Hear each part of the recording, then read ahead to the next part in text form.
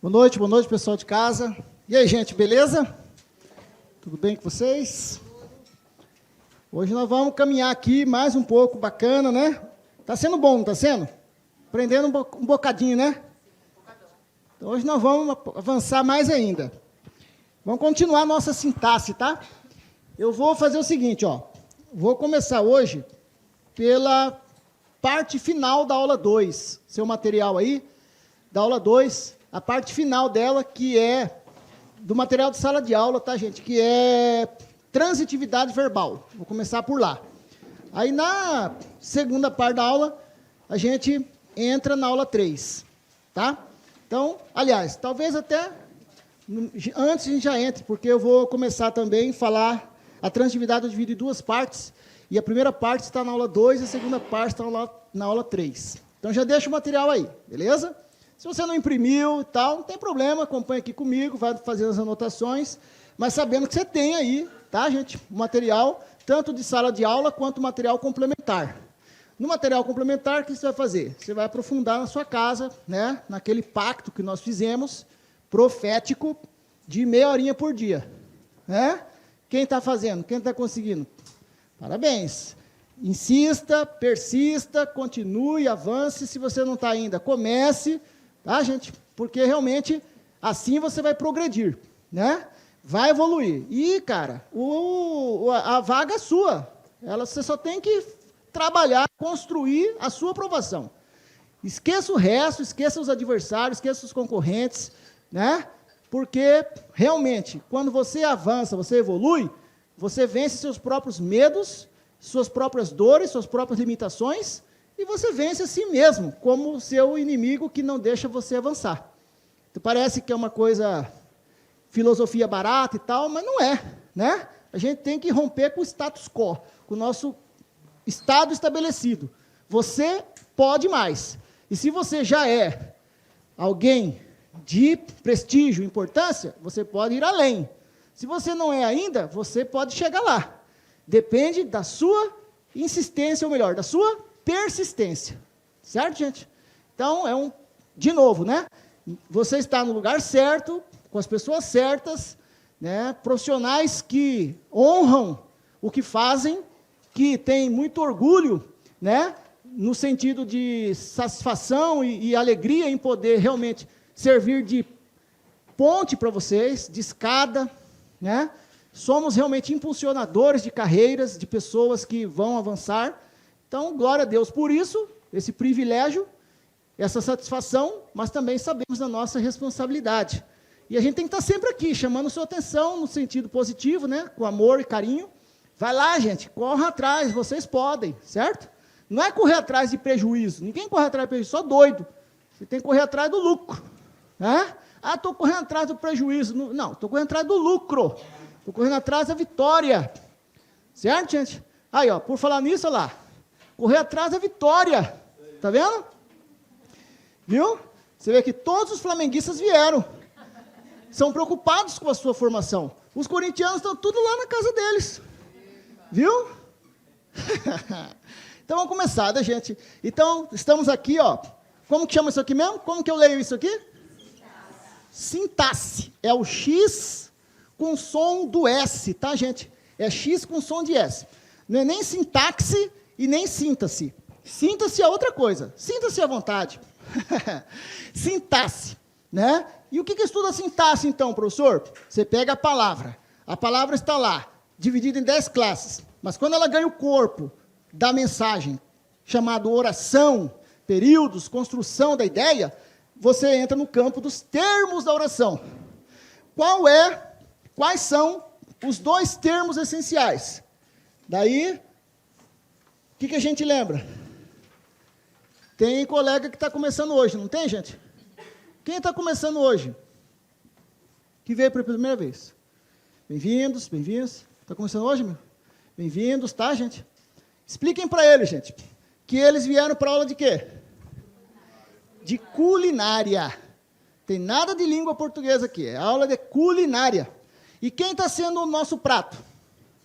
É o peixão, olha lá, peixão pescado lá no rio Poconé, né, no Cochipó. Está aí o peixão, E o peixão tem o que aqui, gente? Tem o cérebro. E aqui no meio, no corpo, tem o coração. A cabeça do peixe, qual que é mesmo o desafio? Era separar a cabeça do lado do corpo do outro, né? Começamos assim. Primeira aula de culinária do peixe, separar a cabeça do corpo. A cabeça e o corpo, né? O que esse peixe representa?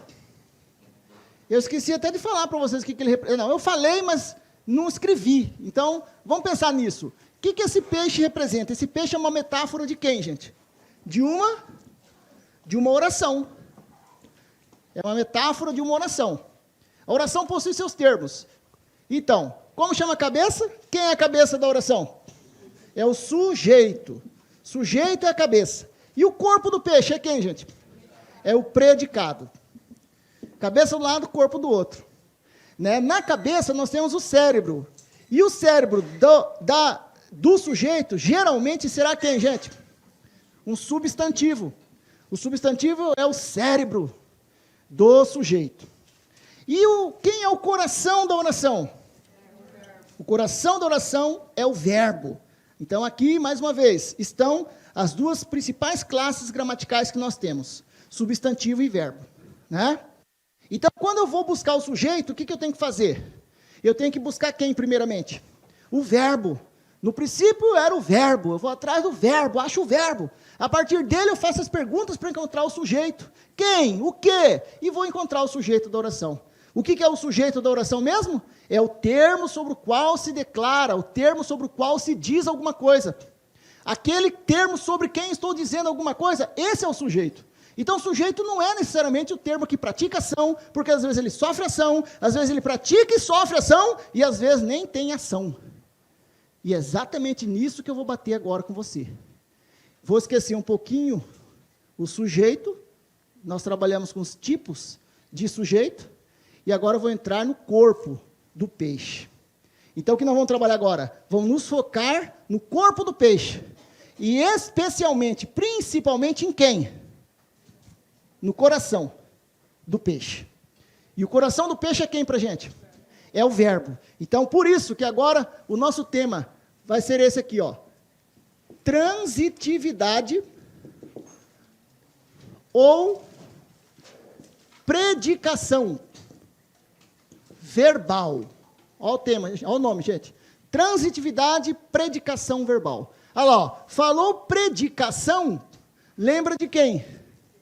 Do predicado. Então, o que é predicação, professor? Predicação é o estudo do predicado. E como que se estuda o predicado? A partir do verbo. Ah, o estudo do predicado, então, vai girar em torno do nosso verbo.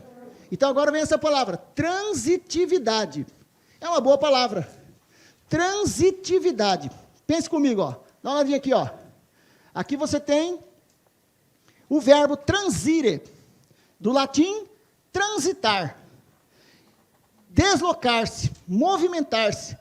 Nesse momento, eu estou fazendo isso, nesse tablado aqui, ó, transitando. Então, quando eu transito, eu saio de um ponto e vou até o outro ponto, certo? O verbo também transita na frase.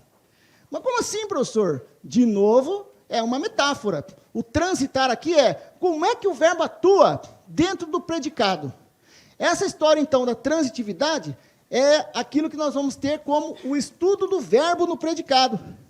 Transitividade, o estudo do verbo no predicado. Olha lá, a raiz transire, o verbo latino transire, é que dá origem ao verbo transitar. Olha lá, olha o trânsito.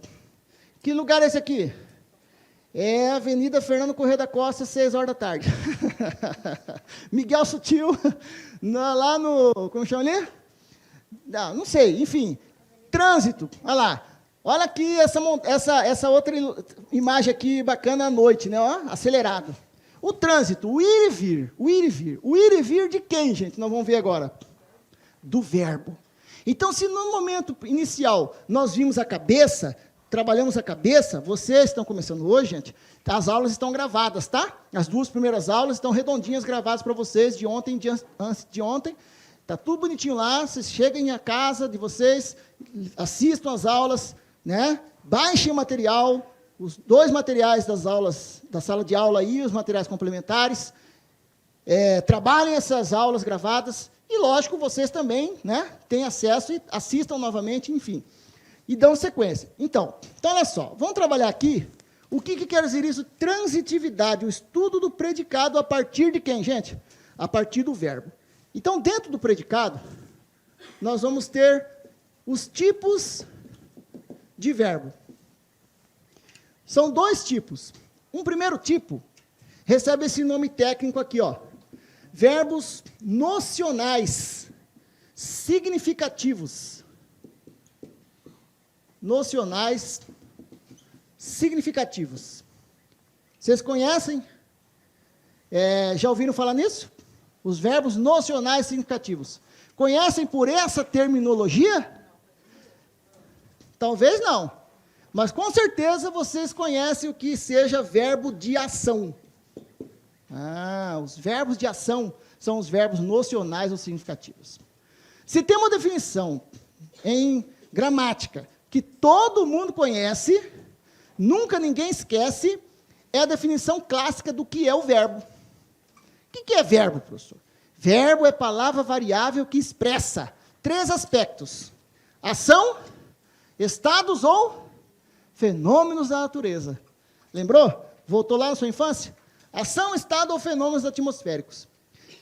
Ventou, choveu, trovejou. Se fenômenos atmosféricos também são ações, só que são ações naturais, ventar é uma ação? Chover é uma ação? Sim. Então, se fenômenos da natureza são ações, então nós podemos dividir os verbos em 2 tipos. Os verbos de ação ou os verbos de estado. Verbos de ação ou verbos de estado. Os verbos de estado também receberão o nome de verbos predicativos. E o seu nome mais vulgar, mais comunzão, que são os verbos de ligação. Verbos de ligação. Então, os verbos são de ação ou verbos são de estado. Os verbos de estado são os famosos verbos de ligação. Né? E nós vamos começar a nossa caminhada pelos principais, que são os verbos nocionais ou significativos. Então, olha só. Os verbos de indicação, os verbos nocionais. Primeiro tipo, tá? Então, os de ação. Já vou chamar aqui pelo nome genérico, tá? O nome mais comum. Verbos de ação. Os verbos de ação, gente, eles se dividem em 4 tipos. E aí eu vou colocando aqui a sigla deles, e aí eu explico o que é cada um, tá? VI, a sigla do primeiro, VI. Isso. Daí, VTD, VTI e VTDI.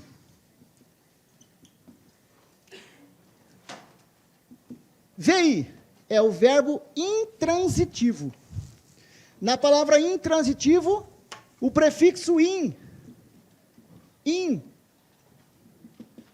transitivo.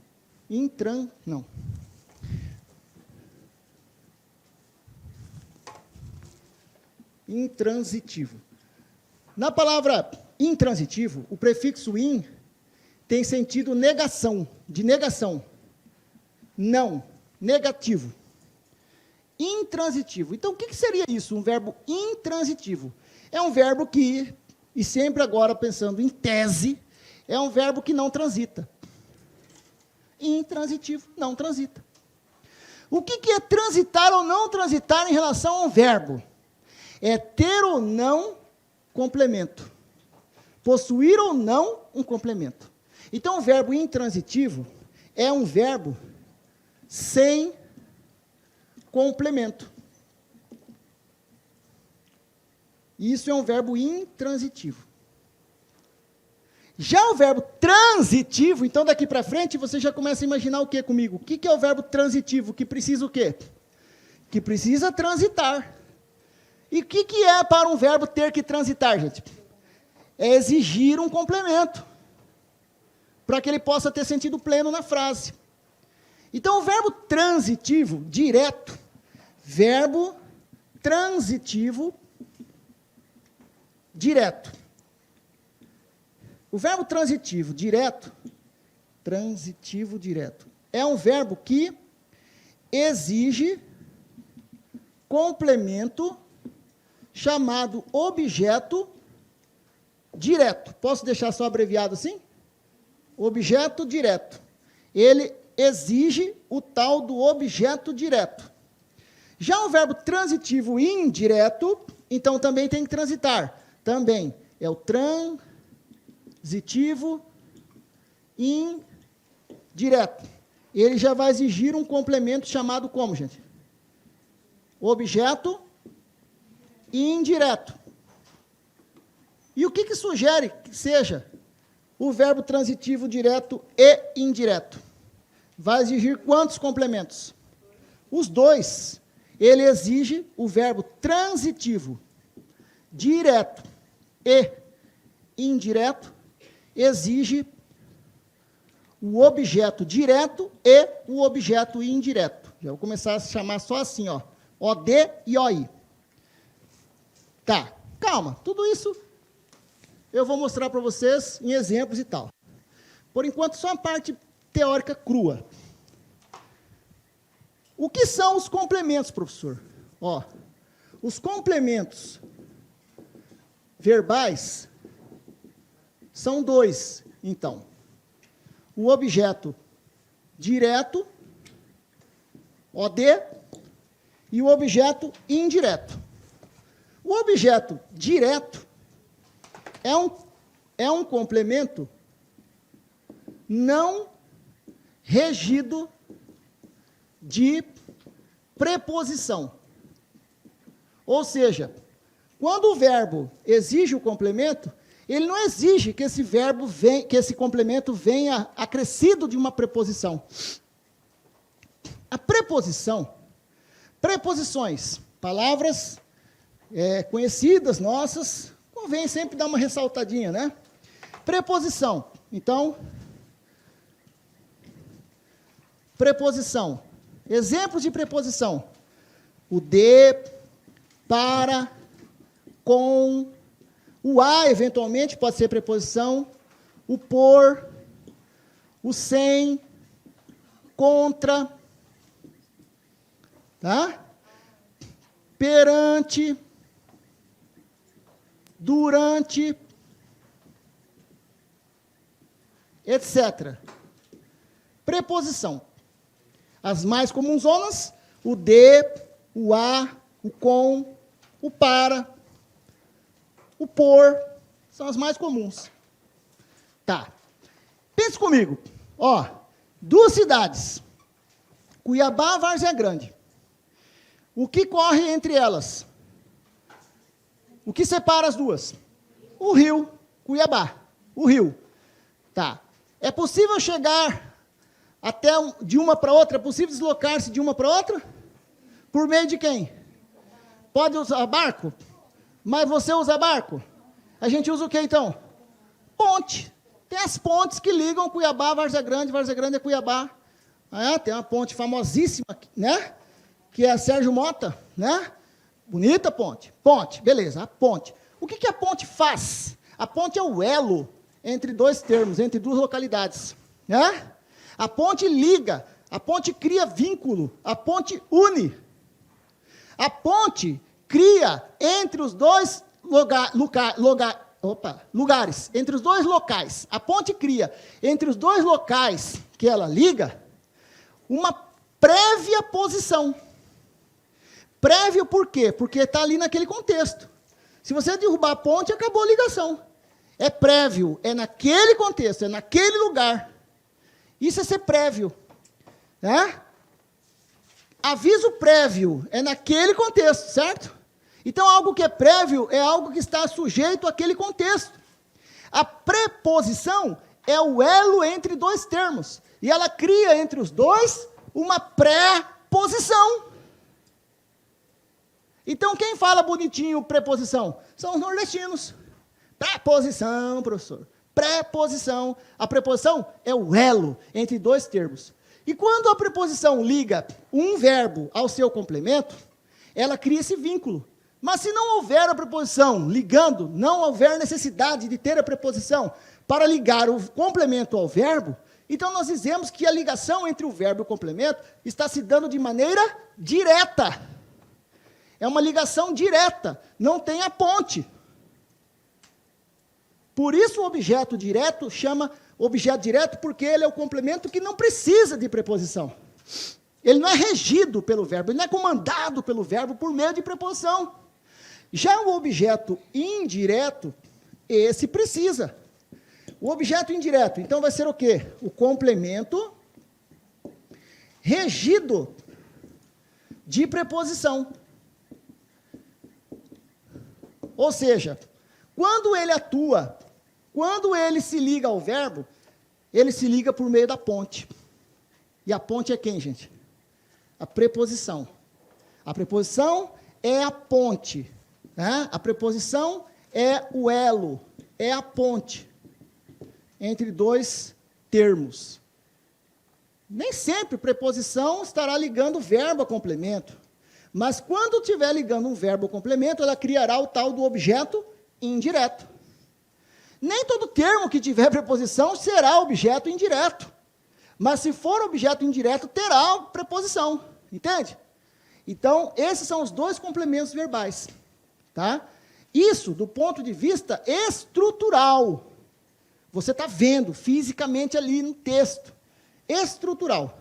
Do ponto de vista semântico, quer dizer, como atua o objeto em relação ao verbo em termos de sentido? Qual é a relação que se dá entre o objeto e o verbo em termos de relacionamento? Com o seu verbo de ação, você vai ver já já. E esse é um plus, esse é um detalhe a mais que pouca gente sabe. E na maioria das vezes, chegar até aqui, todos chegam no estudo da sintaxe, em relação aos objetos. Esse é o arroz com feijão. Esse é o basicão. E, geralmente, se a gente fica só nisso, você, naturalmente, acaba criando uma certa antipatia pelo estudo linguístico. Porque vira uma mera decoreba.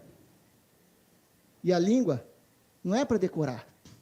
A língua, veja, gente, vocês, nós podemos, nós merecemos, você merece amar a sua língua. Você merece. A sua língua, essa língua chamada língua portuguesa, é uma língua sensacional. Ela é herança, ela é filha de duas grandes línguas que dominaram o mundo às suas épocas. Os gregos e os romanos. Essa é a nossa língua. Os gregos, com Alexandre o Grande, e sabe os filmes da Grécia? Pois é um dos troncos da língua portuguesa. O latim é outro tronco. O latim era a língua dominante de quem? Dos romanos, que dominaram o mundo, a sua época conhecido, por só 1000 anos. Quem é o império global hoje? Que está se ameaçando já, está sendo ameaçado já. Mas ainda é. Não, ainda é o império global. Os Estados Unidos. O que os Estados Unidos investem em armamento, num ano, é mais que a soma de todos os planetas do mundo investem em armamento. Você sabia? O poderio bélico americano é superior a todos os outros. Só que você sabe que o que vai dominar o mundo na sequência agora não será simplesmente o armamento bélico, e sim o investimento em inteligência, em conhecimento, certo? Para gerar riqueza. E isso os chineses já estão lambendo os calcanhares dos americanos. Né? Os estudiosos dizem que até 2030, e nós já estamos chegando lá, a primeira nação do mundo será a China. E que dali para frente, nós deixaremos de estudar tanto inglês e teremos que começar a estudar mandarim, chinês. as nossas próximas gerações verão isso. Nós veremos isso mais ou menos. O fato é que os americanos estão perdendo o seu poderio, sua influência, sua rede de influência, mas ainda tem influência. Isso começou quando, sobretudo? A partir da Segunda Guerra Mundial. Hã? A partir da Segunda Guerra. Vamos começar a colocar um ano exato, então? 1940. Beleza. Nós não estamos nem em 2040, menos de 100 anos, e eles já estão ameaçados de cair do cavalo. E os romanos dominaram por 1000 anos. É dessa gente que a gente herdou essa língua que a gente tem. É uma língua qualquer? Não. Então, nunca mais lute contra isso. Nunca mais diga que ela é difícil, que ela é chata, que ela é isso, que ela é aquilo. Valorize a sua língua. Ao fazer isso, você estará dando um passo além, rumo à sua aprovação, nos concursos e na vida. Porque quando você valoriza a sua primeira ferramenta, não talvez a primeira, mas a mais importante ferramenta de comunicação, né? Porque nós somos seres gregários, o ser humano é um ser que agrega, o ser humano é um personagem na existência global, no mundo. O ser humano, ele é gregário? Ou ele é individual? Ele vive sozinho no mundo? Não, ele é gregário, certo? Sim ou não, gente? Aí, nesse momento, somos aqui, ó, estamos dentro de um ambiente, né, criando esse vínculo. Nosso terceiro encontro, já temos esse vínculo gostoso aqui. Alguns estão começando hoje.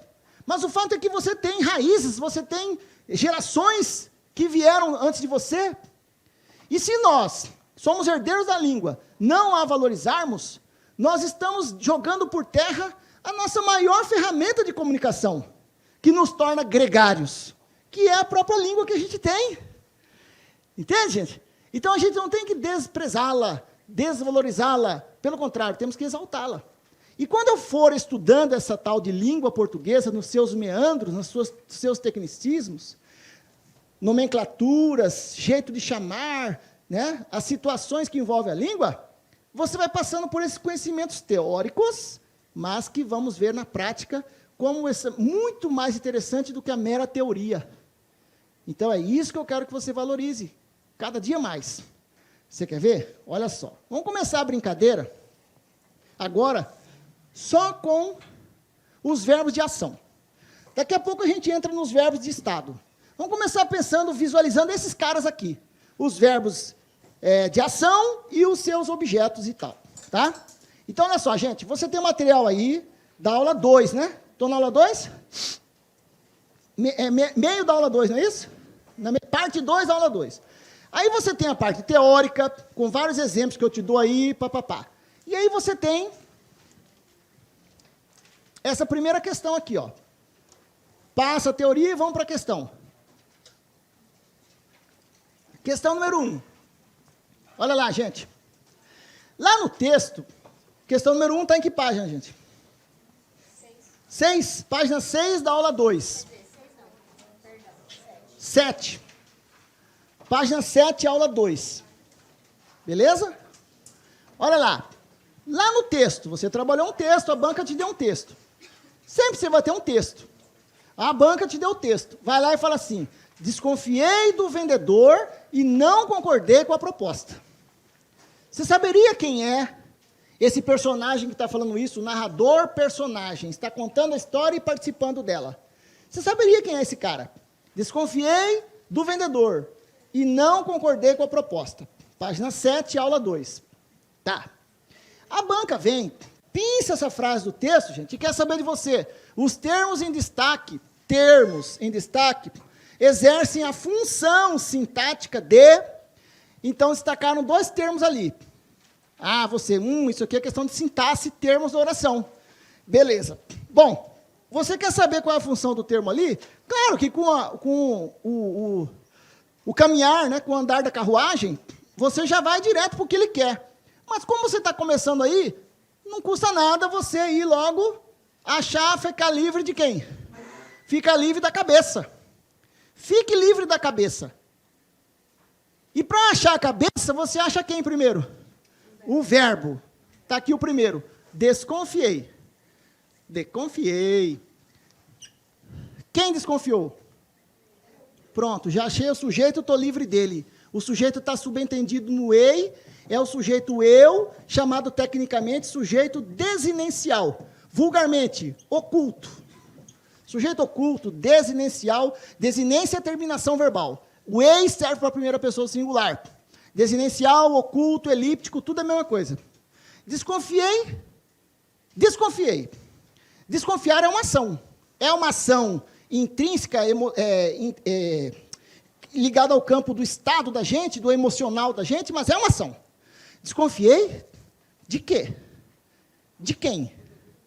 Quando você faz essa pergunta, você percebe que tem a preposição na pergunta? Ela estará na resposta. Desconfiei de quem? Do vendedor. Esse termo vem regido de preposição, de mais ou, de preposição. A preposição é a ponte entre o complemento e o verbo. Se é a ponte, está ligando o verbo ao complemento de maneira indireta. Então, eu estou diante de quem aqui? Do objeto indireto. Esse cara é um objeto... E se esse termo é o complemento verbal regido de preposição objeto indireto, se perguntassem qual a transitividade desse verbo aqui, você diz que ele é, então, transitivo indireto. O verbo transitivo indireto, exigindo o seu objeto indireto. Tá. Objeto indireto. Bom, como você só tem uma opção de resposta aqui, então também o outro vai ter que ser. Vamos confirmar. E não concordei. Não concordei. De novo está aqui o verbo. Pergunto, quem não concordou? Eu, a mesma pessoa, o mesmo sujeito. Eu, de novo, sujeito desinencial oculto elíptico, beleza? Não concordei com o quê? Com a proposta. Está aqui o elo de novo, ligando o objeto ao verbo por meio da preposição, mais um objeto indireto. Beleza. Verbo transitivo indireto. Tá? Então, olha só que interessante. Os dois verbos têm a mesma transitividade. Cuidado, eles têm a mesma, presta atenção agora, eles têm a mesma transitividade em exigirem o seu objeto regido de preposição, certo? Mas eles não têm a mesma regência. São coisas diferentes. A regência é, qual a preposição que um exige? O de. Qual a preposição que o outro exige? O com. Então, eles são transitivos indiretos de regências diferentes. Quem concorda, concorda com alguma coisa, quem desconfia, desconfia de alguma coisa. Essa regência é diferente. A diferença está no emprego da preposição. A regência é diferente, a transitividade é igual. Qual a função? Objeto indireto.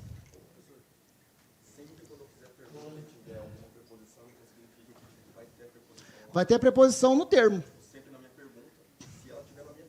Ela vai estar... Se a preposição... Você, eg, não pode ser eg, nunca tente generalizar tanto. Nunca tente generalizar tanto. Só o importante é você absorver o que eu falei. Mas o problema, muitas vezes, é a gente querer simplificar demais.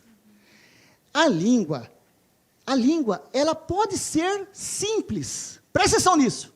A língua, ela pode ser simples. Você pode fazer a língua se tornar simples, mas ela nunca será simplória. Ser simples é tornar-se acessível. Isso é ser simples.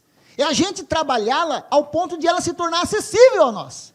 Isso é ser simples. Quando você entende um conceito linguístico, você fala, caramba, é isso, que legal, cara, estou entendendo e tal, você está tornando a língua o quê? Simples. Mas ser simplória é ser banal.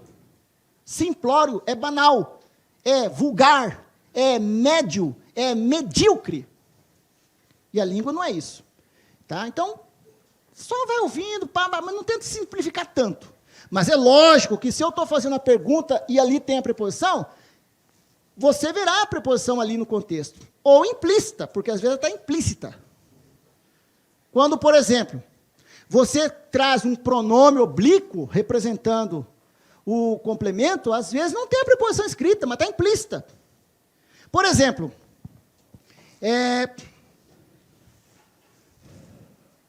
o que é isso aqui, gente?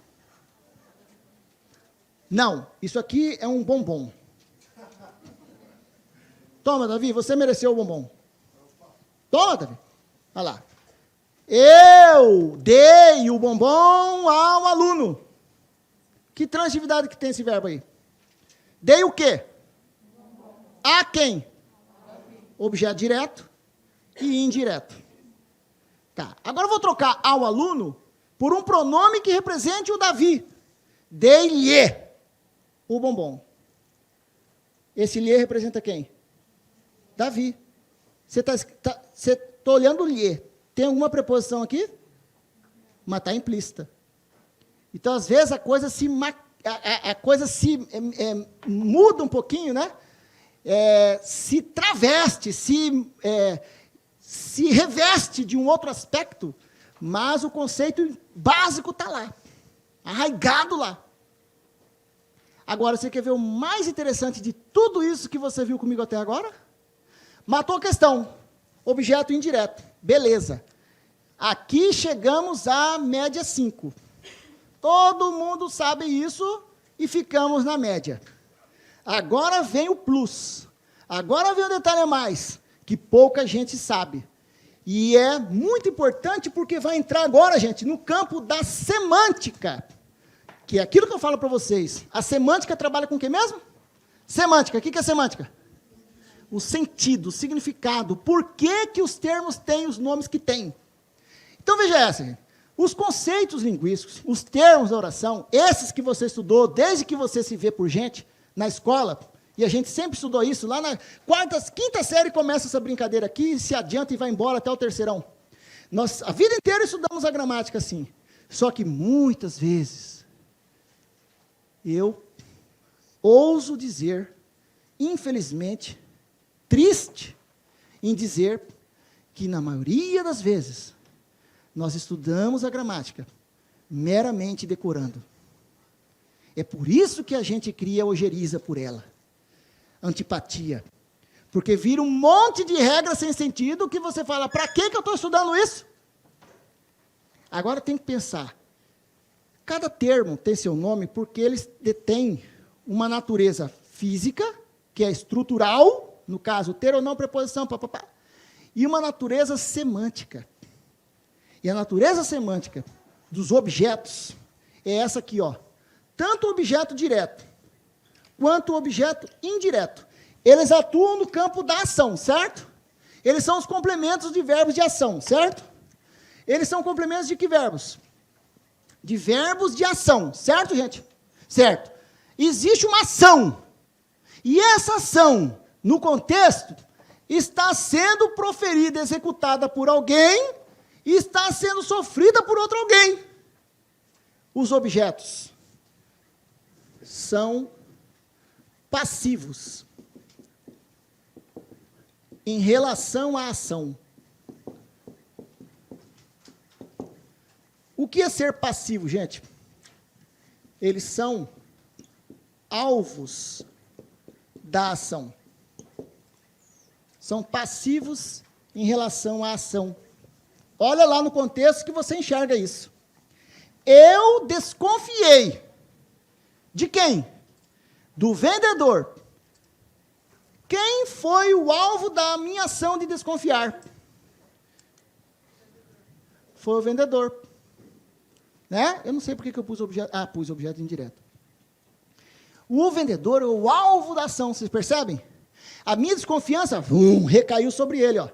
O objeto é sempre alvo da ação. Eu desconfiei e não concordei com a proposta. O que é isso aqui, gente? Não, isso aqui é a proposta. E eu falo, não concordo com você. Quem é o alvo da minha não concordância, da minha discordância? Não, é a proposta.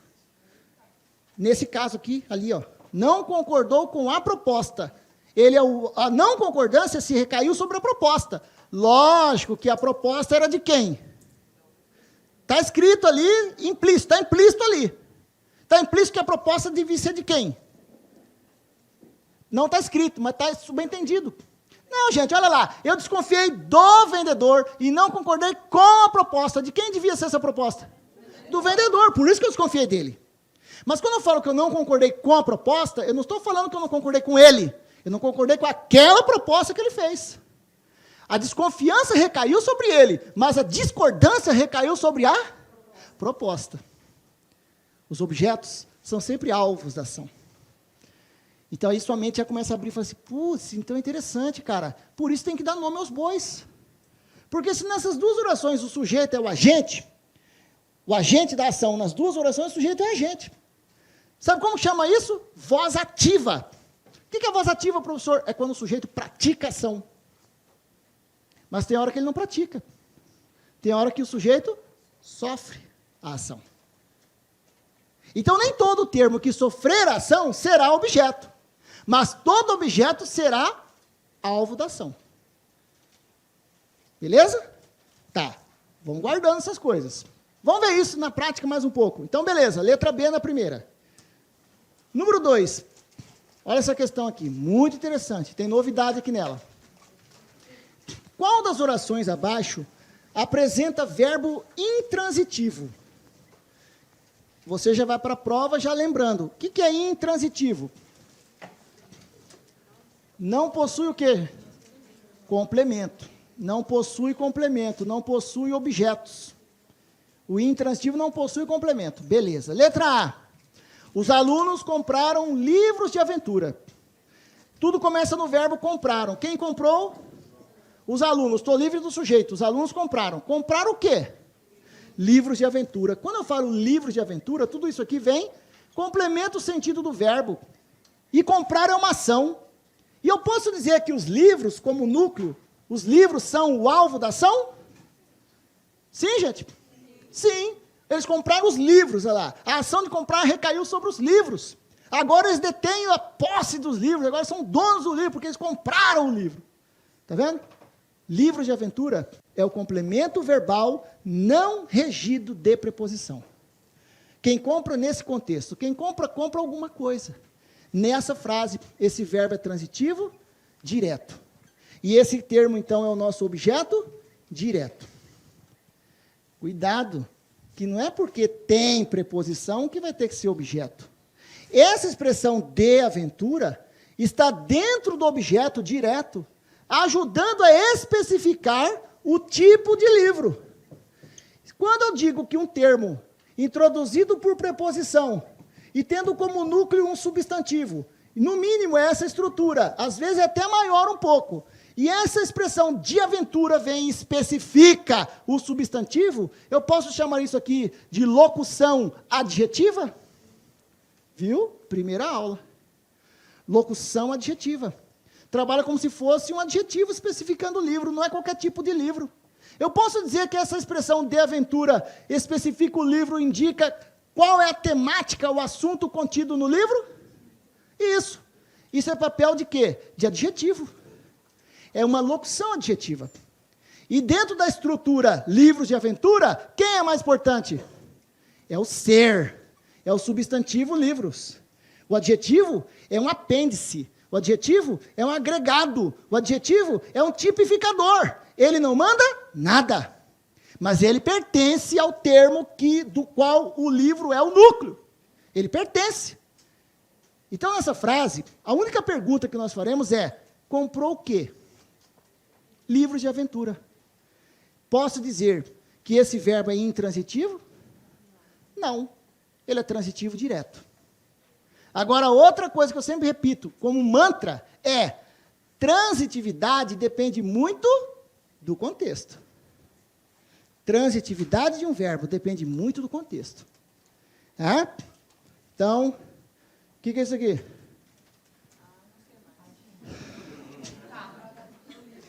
Livro de aventura. Né? Aí, está vendo? Meia hora de aula, a menina já está doida. Isso aqui, ó, é apagador, menina.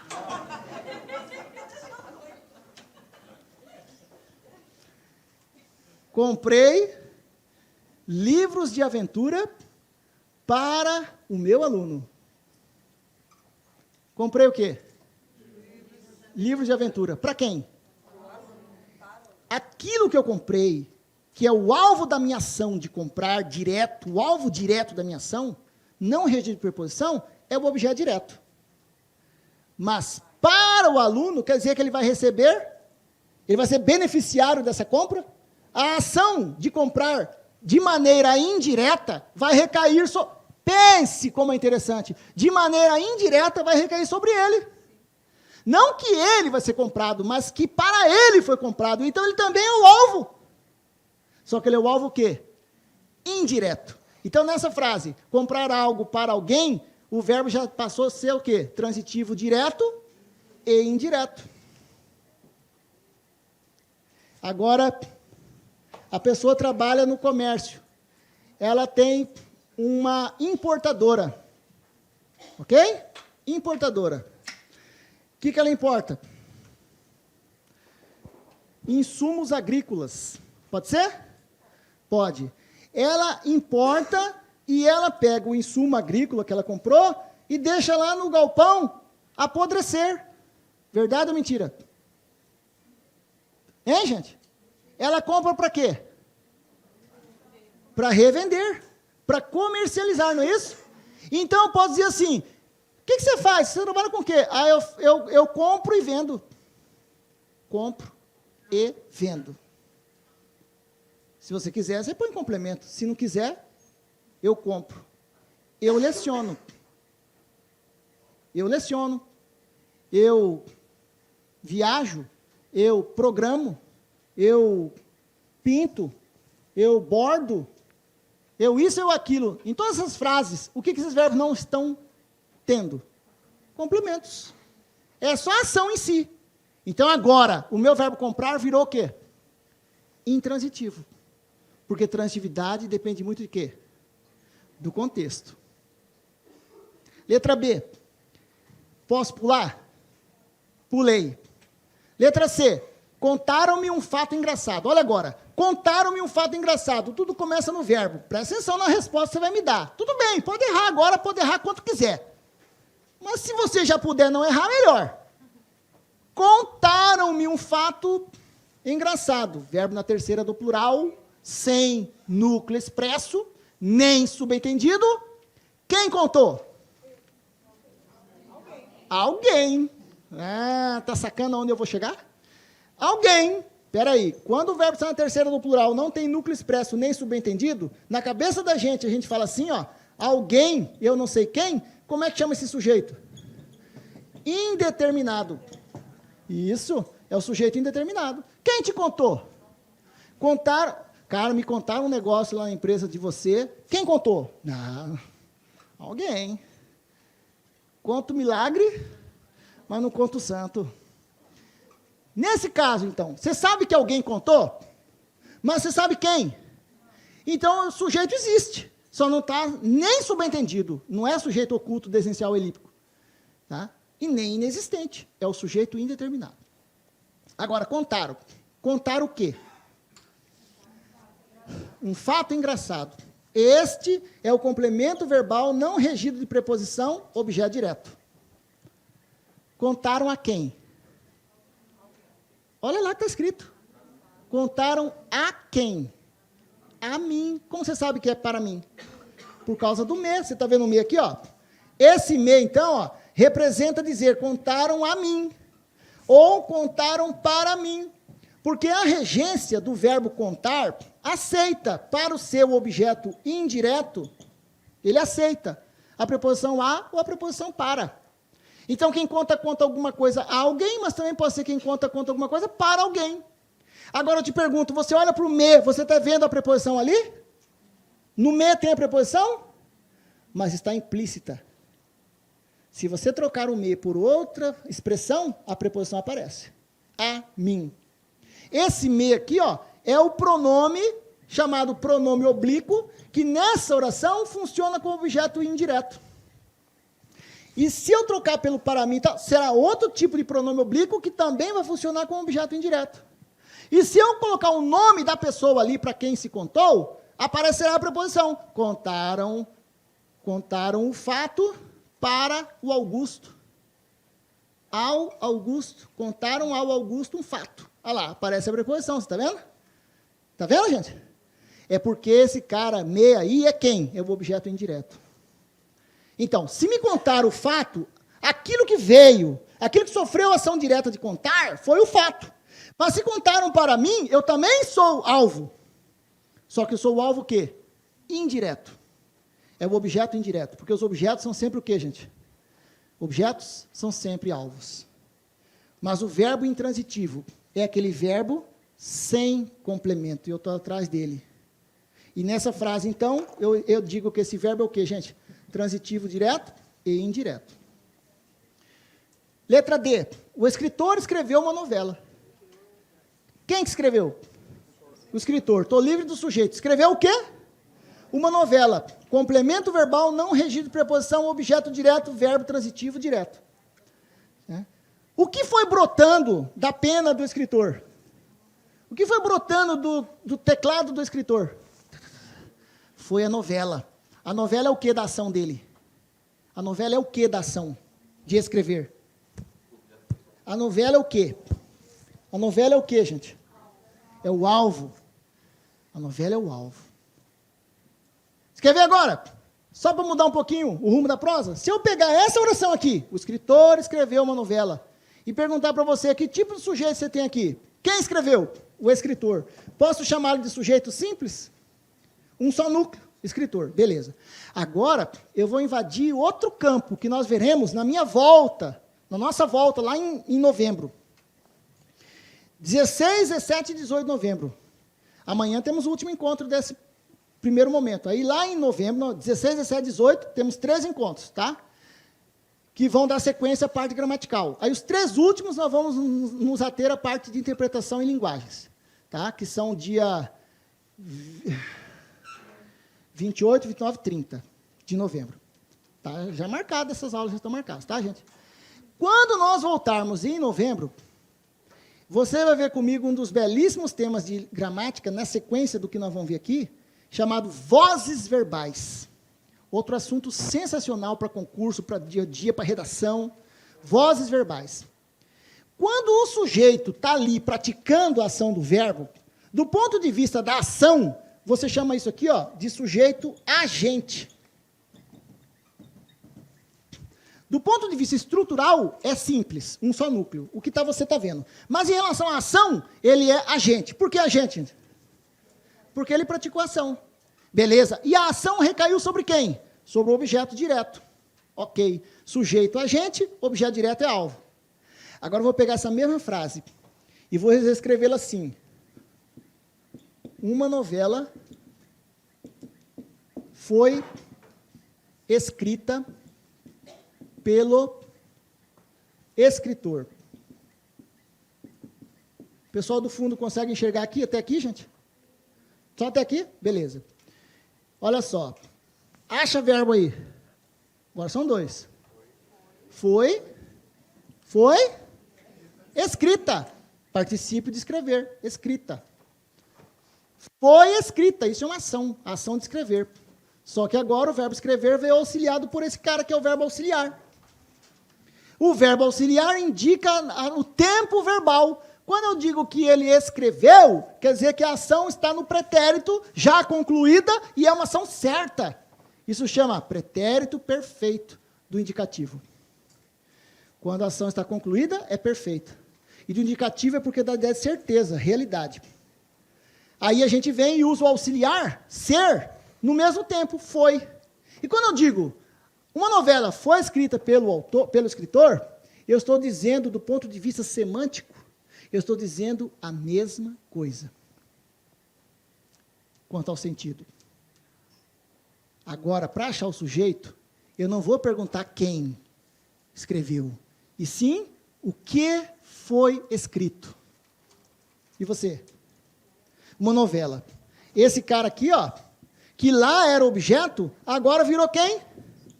Virou o sujeito. Só que ele sofre a ação do verbo. Continua sofrendo, não continua? Foi escrito, não continua sofrendo? Então, em vez de ser sujeito agente, ele chama sujeito paciente. E aquele cara que tinha praticado a ação, continua praticando aqui? A novela foi escrita. Agora, presta atenção. Foi escrita por quem? Pelo escritor.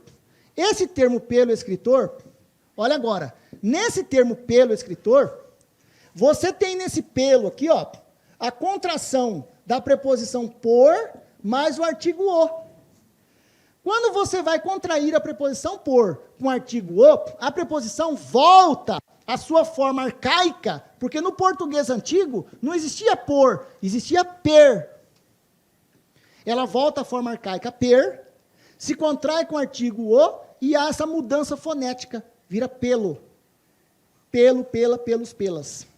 As contrações do por mais o a, os as. Posso dizer que nesse termo pelo escritor eu tenho preposição? Sim? Sim. Posso dizer que esse termo pelo escritor trabalha, é um termo relacionado ao verbo escrever? Vinculado ao verbo escrever? Em que sentido, em que aspecto ele se vincula ao verbo? Em dizer que esse cara é o agente da ação. Então, existe uma relação desse cara com o verbo, não existe? Existe. Então, do ponto de vista de termos de oração, esse termo pelo escritor é um termo relacionado ao verbo. Mas o que ele não é objeto indireto. E eu falei agorinha, que se for objeto, tem preposição, se for objeto indireto, mesmo que seja implícita. Mas a preposição não é exclusividade de ninguém. Pergunto, qual a relação que existe entre o escritor e a ação de escrever? Você continua entendendo que o escritor praticou a ação de escrever a novela? Sim, gente. A novela foi escrita. Olha a novela, o sujeito sofrendo ação. Pelo escritor. Olha o escritor praticando a ação, você está vendo? Então, esse cara aqui, mesmo tendo preposição, isso aqui as bancas cobram muito nas provas. E aí, se a gente vem... É aquilo que eu falei para vocês desde o primeiro dia. Não confie nas perguntas. Elas são muletas, bengalas, que te servem durante um período. Mas que se você estudar preso a elas, a sua mente atrofia, assim como o órgão que você tenta conservar. Se eu ficar de muleta o tempo todo, minha perna atrofia. Eu vou ter que entrar em fisioterapia, não vou? O cérebro da gente é um músculo, e ele também atrofia. Só que tem um detalhe, é que a fisioterapia dele não é com exercício físico, é com reflexão, análise. Mas não é com decoreba, é com reflexão. Olha que interessante isso. Quando você fala assim que pelo escritor não é o objeto indireto, me responda por que não é. Não quero saber por enquanto o que é, mas eu quero saber por que esse cara não é objeto indireto. Já que ele surge dessa pergunta, foi escrita por quem? E a pergunta não está contida ali na resposta? Pelo escritor, sim ou não? E esse cara pelo escritor não é um termo vinculado ao verbo? Mas por que ele não é objeto? Exatamente, começa aí. Porque ele não é alvo. Objeto é sempre alvo. Então aí é o seguinte. Quando o sujeito pratica ação, lá no assunto chamado vozes verbais, nós estamos diante de um tipo de voz chamada voz ativa. Voz ativa. A relação de você chamar a voz de ativa, passiva ou reflexiva é você olhar o sujeito em relação à ação. Se o sujeito pratica ação, a voz é ativa. Por isso eu disse para vocês, desde antes de ontem, quando nós começamos a trabalhar o sujeito, eu disse o quê? Que sujeito não é necessariamente o termo que pratica ação. Que sujeito também pode ser alvo. Aqui, ó. Olha o sujeito alvo, sim ou não? Uma novela foi escrita. Olha que como sujeito, a novela manda no verbo. A novela é singular?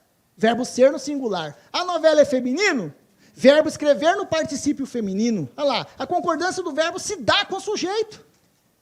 Independentemente de ele ser agente ou paciente. E quando o sujeito é paciente, o nome da voz já não será mais voz ativa. Mas você já sabe qual é o nome dela, sim ou não? Como chama aquela voz em que o sujeito é paciente, professor? É a voz passiva. Não é nada para decorar, é só para entender. Voz passiva é porque o sujeito é passivo. Porque o sujeito é o alvo da ação. Agora eu te pergunto, se tem um termo que age, o escritor age aqui, não age? Ele não é ele que está agindo aqui? Se tem um termo que age na voz passiva, o nome dele diz tudo o que ele é. Se tem um termo, professor, que age na voz passiva, nada mais justo que chamá-lo de quê? De agente da passiva. Esse é o nome técnico dele. É o agente da passiva. Quem é o agente da passiva? É só você decodificar.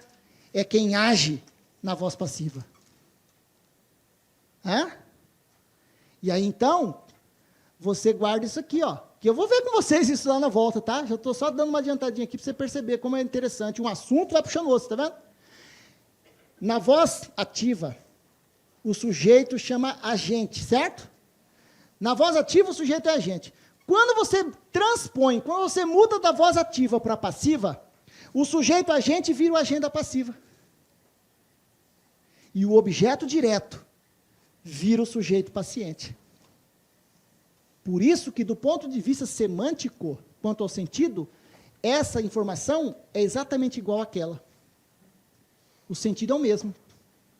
Agora eu te pergunto, quem é o termo essencial da oração? Como ele chama? Sujeito. Então, se a minha intenção, ao redigir, isso vale para vocês que vão galgando os degraus aí da sua escalada estudantil, né, intelectual, né, e vocês, ante os cargos que vocês exercerão, ou que se já exercem, e que vai cair para você, uma hora ou outra, vai cair para você, redação, você vai ser responsável por departamentos e tal, né? Por que optar por uma voz ou outra? Depende. A sua intenção é dar ênfase para quem está praticando a ação? Você usa a voz ativa. O escritor escreveu a novela. Quem tem mais destaque ali? O escritor. Agora, se a sua intenção é dar ênfase para o alvo, aquilo que sofreu ação, você cria a passiva. Uma nova medida foi editada pelo governo. A intenção é de destacar quem? O governo ou a medida? Você quer saber quem é a medida? O cara usou a voz passiva. A intenção era essa. Então, quando você começa a entender o ferramental da língua, por que optar por uma forma ou outra, você consegue entender qual é o objetivo seu ao comunicar-se, ao se comunicar com o seu interlocutor. Né? E quando você pega essa voz passiva aqui, ó, é a voz passiva chamada, tecnicamente, analítica. O nome técnico dela, analítica. Existe uma voz passiva também, chamada voz passiva sintética, que é essa que a gente vê toda hora na rua. Vem descer carros, aluga-se salas, sabe? Ninguém erra porque quer. As pessoas erram sem querer. O cara tem um prédio lindo, comercial, lindão, novinho, coloca uma faixa plotada, bonita, em plotter, sabe? Adesivado, bonitão, escrito, aluga-se salas. Ele não sabe o que ele está fazendo, mas é sem querer. Se sou eu só que alugo, por que cargas d'água eu falaria alugam-se salas? Porque quando você fala alugam-se salas, você não está dizendo que você aluga, nem que ninguém aluga. Você está dizendo que as salas são alugadas. São alugadas salas. Pense comigo, quem aluga, aluga? Alguma coisa, algo. Verbo transitivo, direto. Se eu não tivesse esse ser e dissesse alugo salas, quem aluga? Eu. Alugo o quê? Seria o objeto direto. Mas quando você tem um verbo transitivo direto e acresce esse verbo do pronome ser, esse pronome vai receber o nome sugestivo de partícula apassivadora. Partícula, uma palavrinha desse tamanho para quem ninguém dá nada. Apassivadora, que tem o poder de transformar a voz em voz passiva. E sabe quando que você tem a voz passiva? Quando o objeto direto vira o quê? Sujeito paciente. Esse cara deixa de ser objeto e instantaneamente, por causa desse ser, passa a ser o tal do sujeito paciente. Então, duas coisas que essa frase aí não quer dizer. É que alguém aluga salas e que as salas se alugam a si mesmas. Essa frase quer dizer que as salas são alugadas. Mas se eu disser assim, salas são alugadas, e colocar na minha fachada, salas são alugadas, a ênfase recai sobre as salas. Mas nesse tipo de redação, a proposta não é fazer a ênfase recair sobre a sala, sobre o alvo da ação. A ênfase é recair sobre a própria ação. Quando você passa e vê, aluga-se, você nem precisa do sujeito paciente, não é? Está na placa na casa ali, aluga-se. Você já pensa em quê? Não, antes de pensar na casa. A primeira coisa que vem à sua mente, estão alugando, é a ação. Então, na voz passiva chamada sintética, o destaque está para a ação. Na voz passiva analítica, o destaque está para o alvo. Na voz ativa, o destaque está para o agente.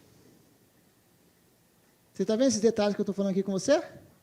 Já estou te dando essa degustação de vozes que nós veremos em novembro? Começa aqui. Transitividade verbal. É base para um monte de assunto que virá. Tá, gente? Agora, finalmente, voltando ao que interessa. Ah, desculpa, Glaucio, só para complementar aqui. Fala, Glaucio. Na voz passiva analítica, o alvo está no... a ênfase está no sujeito paciente, que é o alvo. A ênfase... Na partícula passivadora. Não, na partícula passivadora, quando tem a partícula passivadora, a ênfase está na própria ação verbal. Na ação de alugar, no caso. Aqui, vende-se carros. Por que o camarada escreveu isso na porta da sua garagem? Sua loja de carros? Porque ele pensa, sou eu que alugo, ou sou eu que vendo, então põe vende-se carros. Mas você vai lá ajudá-lo. Amigão, é o seguinte, se você aluga, quem vende alguma coisa a alguém, esse cara aqui era o objeto direto, não era? Mas esse ser vai ser quem? A partícula passivadora, que instantaneamente, pluf, pluf, transforma esse cara no sujeito paciente. E sujeito manda no verbo? Manda. Você está vendo que está no plural? Então o verbinho vai lá e tchum, tem que concordar com ele. Se aqui está no plural, aqui tinha que ser como? Vendem-se carros. A mesma coisa aqui. Alugam-se salas. Reformam-se cadeiras. Reformam-se pianos. Comece a andar pela rua. Nós fizemos um trabalho de faculdade na época, todo mundo que fez letras deve ter feito esse trabalho. É um trabalho clássico nas cadeiras de letras. Dentro de gramática e tal, a gente sair pela cidade fotografando placas erradas. Chegou uma hora que a professora falou assim, eu não vou aceitar mais placa escrito aluga-se, essa aí já chega, já tem demais. É que é uma das que você mais encontra na rua. É só sair por aí que você vai vendo isso. Não, vendo está perfeito, só que você optou por dar ênfase não para... Quando você fala assim, vendo, a sua ênfase não está na ação, está em você mesmo. Eu vendo. Por isso que geralmente, você não vê as placas escritas vendo, alugo, você vê vende-se, aluga-se. Né? As pessoas fazem isso instintivamente. Entendeu? Está indo, gente? Então agora vem comigo. Agora olha essa. A criança dorme bem. E o bebê dormiu? Dormiu. Ufa, finalmente dormiu. Quem dormiu? Quem dorme? A criança. Está aqui o sujeito. Esse termo bem trabalha para o verbo. Só que ele vai surgir de uma outra pergunta que eu farei. Não tem nada a ver com complemento. Tem a ver com auxiliar. Dorme como? Dorme como? Bem. Dormir bem é o modo como